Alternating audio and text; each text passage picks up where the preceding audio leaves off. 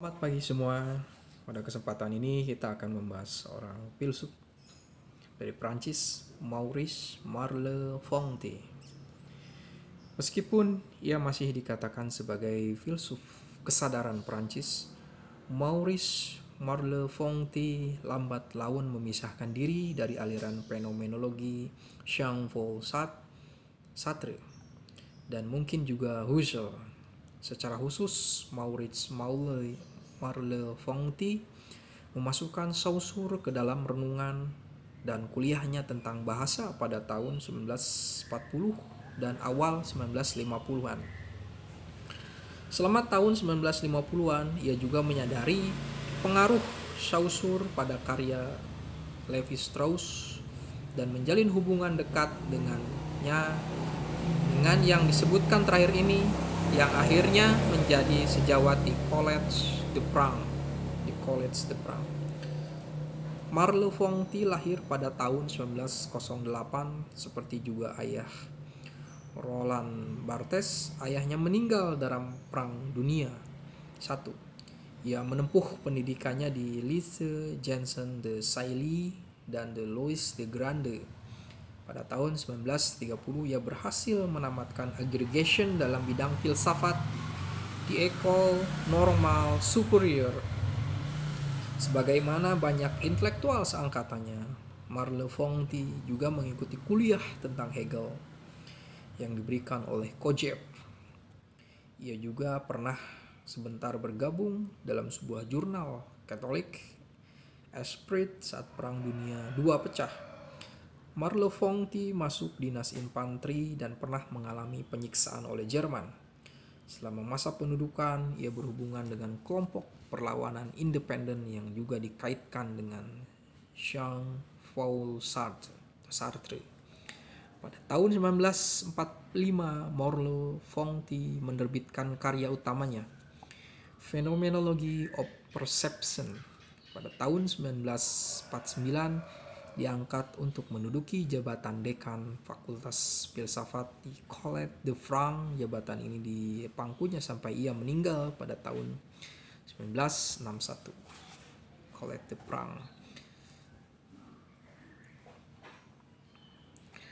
Sejak tahun 1945 sampai tahun 1952, Merleau-Ponty merupakan sahabat dekat dan sejawat Jean-Paul Sartre, serta menjadi editor pendiri dari Les Temps Modernes. Tahun 1952 merupakan tahun kekecewaan Merleau-Ponty terhadap Perang Korea dan politik bergaya Sartrean. Dan karena itu ia mengundurkan diri dari Dewan Editor Les Temps Modernes dan nantinya menjadi jurnal Sartre. Inti pertentangannya dengan Sartre terdapat dalam buku karangan Merleau-Ponty yang berjudul Adventure of the Dialectic yang diterbitkan pada tahun 1955. Di sini seorang mantan kawan dalam dinas ketentaraan memberikan analisis mendalam tentang hubungan Sartre dengan komunisme dan pada saat yang sama mempertanyakan penonjolan hubungan subjek-objek yang ada dalam fenomenologi versi Sartre. Seperti yang dijelaskan oleh Vincent Descombes, tanpa adanya suatu dunia antara dikotomi subjek-objek akan menghasilkan solipsisme.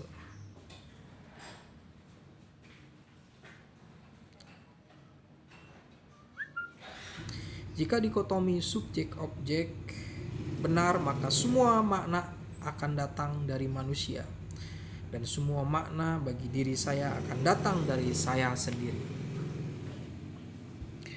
Sejak tahun 1952, Merleau-Ponty mengembangkan konsep tentang kegiatan politik yang membebaskan dirinya dari kecintaan naif Sartre terhadap komunisme garis keras. Lebih penting lagi, Merleau-Ponty memulai suatu jalur filosofis yang mengakui pentingnya pengalaman yang dihayati dalam menangkap ciri bahasa, pencerapan, dan tubuh. Sebuah kerangka tentang aspek-aspek pokok keterkaitan antara pencerapan dan pikiran yang pertama kali diungkapkan dalam philosophy of perception bisa memperjelas hal penting yang diungkapkan di sini. Pentingnya pengalaman yang dihayati dalam menangkap ciri bahasa, pencerapan, dan tubuh. Keterkaitan pencerapan dan pikiran. Dalam pendahuluan dari karya yang tersebut di atas, Merleau-Ponty mengakui pengaruh Husserl di dalam filsafatnya. Oleh sebab itu, seperti Husserl, Merleau-Ponty menekankan pentingnya reduksi fenomenologis atau evoke. Tanpa sikap juga disebut sebagai penggolongan dan pelepasan keterhubungan. Diperkenalkan untuk membuka akses ke esensi.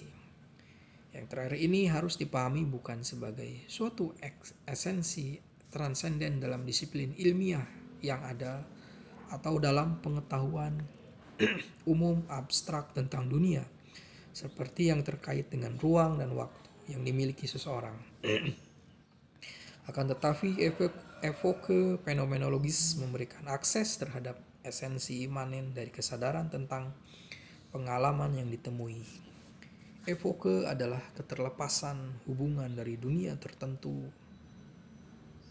dengan segala objektivitasnya. Husserl tidak ragu-ragu mengatakan bahwa keterlepasan hubungan ini bukan merupakan suatu penolakan terhadap dunia alam.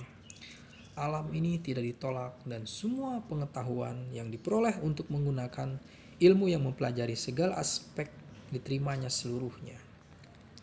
Walaupun begitu, kesadaran tentang pengalaman yang dihayati, kesadaran yang selalu merupakan kesadaran tentang sesuatu, secara mendasar berbeda dengan penerimaan dunia sebagaimana apa adanya atau pengetahuan ilmiah. Dalam kata-kata Husserl sendiri, kita memusatkan perhatian kita pada bola kesadaran dan mempelajari hal-hal yang kita anggap imanen di dalamnya. Kesadaran itu memiliki pengada sendiri yang dalam bentuk keunikan mutlaknya tetap tidak dipengaruhi oleh keterlepasan fenomenologis. Oleh sebab itu, telaah tentang esensi segala hal yang berada di dalam kesadaran membuka bidang ilmu fenomenologi. Titik awal pandangan Merleau-Ponty adalah evoke yang datang dari Husserl. Walaupun begitu, tujuannya bukan untuk berada di dalam struktur filsafat keraguan Descartes, seperti yang cenderung dilakukan oleh Husserl dalam memberikan penjelasan tentang fenomenologi, melainkan bergerak menuju ke inti pengalaman yang terwujud, yaitu apa yang sebenarnya pencerapan itu. Dengan meletakkan dirinya berseberangan dengan keabstrakan dan kekosongan, cogito Cartesian, saya berpikir, oleh sebab itu saya ada.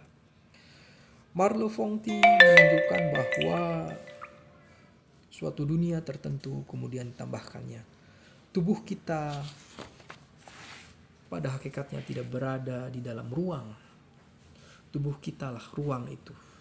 Akibatnya tubuh kita selalu sudah berada di dalam dunia. Tubuh kita tidak berada di dalam ruang, tetapi tubuh kita lah yang ruang itu. Akibatnya tubuh kita selalu sudah berada dalam dunia.